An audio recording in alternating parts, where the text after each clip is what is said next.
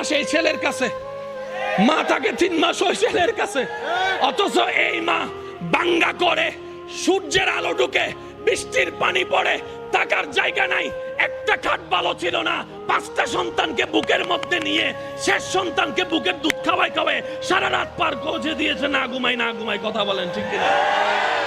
একজন মা 6টা সন্তান রাখতে পারছে, 6টা ছেলে, একটা মা রাখতে পারে না, একটা মা রাখতে পারে না।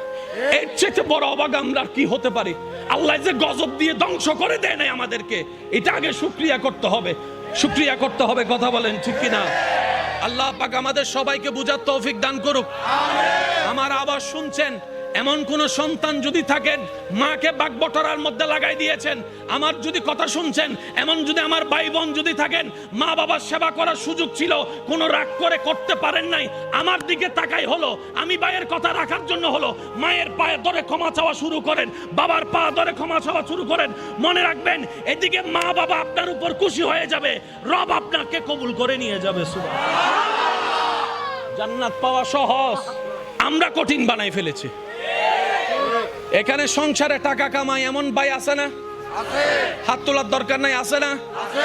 যাদের মা আছে এমনও আছে না?